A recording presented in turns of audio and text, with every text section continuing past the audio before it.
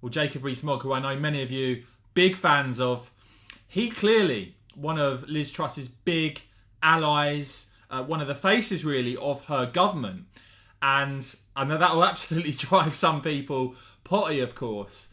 But what we're seeing already, and I think this is really key, is a couple of policies that Liz Truss pledged that she is now delivering. And Mogg at the forefront of this today, announcing that the ban, the moratorium on fracking will be ending.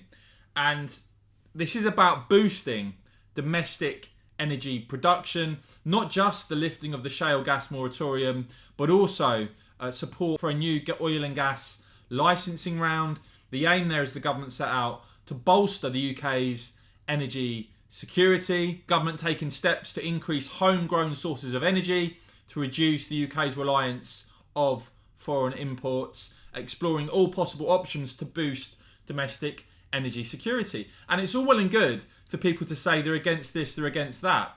It seems to me we have absolutely no choice as a country but to use every single tool at our disposal for maximum energy security and energy independence. Now, Jacob Rees-Mogg, quoted here, is saying, in light of Putin's illegal invasion of Ukraine and weaponisation of energy, strengthening our energy security is an absolute priority. And as the Prime Minister said, we're going to ensure the UK is a net energy exporter by 2040. To get there, he says, we will need to explore all avenues available to us through solar, wind, oil and gas production. So it's right that we've lifted the pause to realise any potential sources of domestic gas. Now, this new licensing round, looking at around 100 new licences to accelerate domestic energy supply. Also scaling up renewables, nuclear, lower carbon energy sources, boosting Britain's energy security. But pointing out the government there that there will be ongoing demand for oil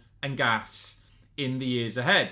Now, Mogg, as I said, was really fronting this announcement today, speaking about this in the Commons today. Do let me know what you make of this announcement, guys. But what I would say is it does show you the Liz Truss government already delivering on her campaign pledges. The current management of Quadrilla are in favour of this. I think local support is important, and one of the things the companies who want to drill for shale gas will have to do will come up with packages that are attractive to local communities, and that, I think, ensures that people actually get some financial reward from shale gas being extracted near them.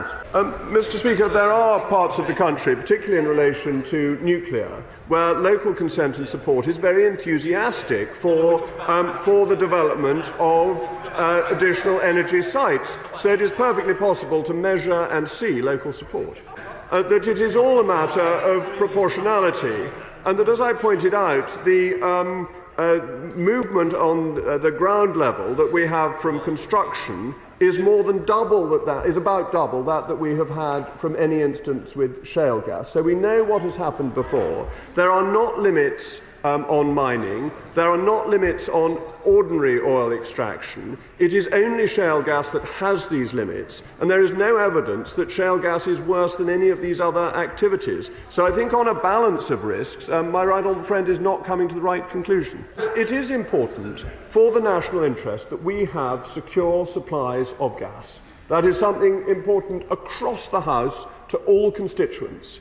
But this will affect some residents much, much more than others, and therefore it is only right that they are compensated and that they receive some financial benefit for the inconvenience that they will have. Now, I would say to my honourable friend that the majority of the inconvenience does not actually come from the extraction of shale gas, but it comes from the building of the shale gas well in the first place and the lorry movements that are associated with that.